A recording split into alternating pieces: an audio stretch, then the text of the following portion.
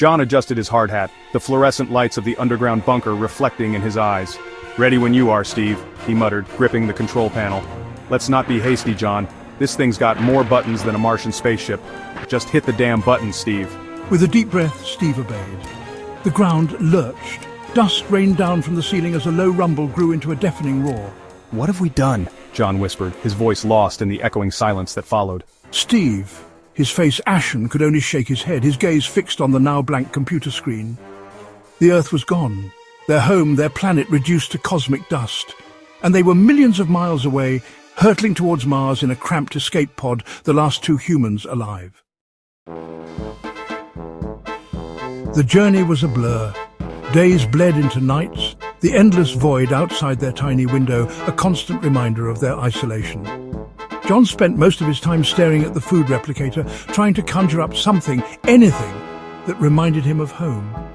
Steve, ever the pragmatist, immersed himself in the ship's manuals, hoping to find a way to contact anyone, anything out there in the vast cosmic darkness.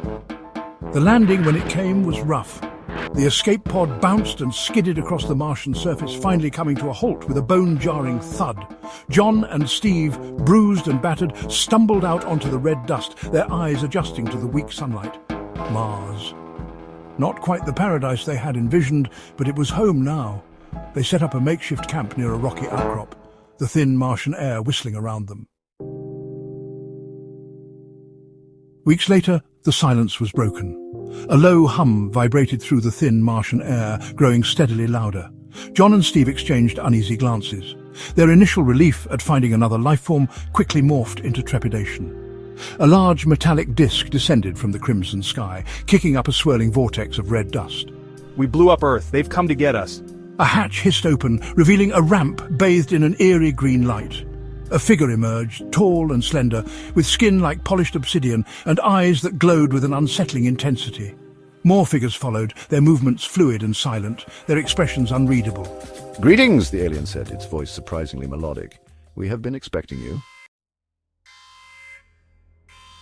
The aliens, it turned out, were refugees from a distant galaxy. Their planet, much like Earth, had been ravaged by war, their civilization teetering on the brink of annihilation. They had journeyed for centuries, searching for a new home, a place to start anew. Mars, with its desolate beauty and untapped resources, seemed like the perfect haven. John and Steve, initially wary, found themselves drawn to the aliens' quiet dignity and their tragic history. They shared stories, their laughter echoing strangely in the thin Martian air. A sense of camaraderie, unexpected and fragile, blossomed between them. Then came the day the aliens invited John and Steve to witness a momentous occasion, the activation of their new power source, a device that would provide energy for generations to come. As they gathered around the pulsating sphere of energy, crackling with raw power, a chilling realization washed over John. The device looked eerily familiar. The intricate network of tubes, the humming energy core, the warning signs written in a language he instinctively understood. "This," announced the lead alien, his voice filled with reverence, "is our future." John, his blood turning to ice, could only manage a strangled whisper. "No." Before anyone could react, the device sprang to life, bathing the chamber in a blinding white light. They had destroyed Earth, only to become refugees on a doomed planet. Some cosmic joke, he thought, as Mars, like Earth before it, went boom.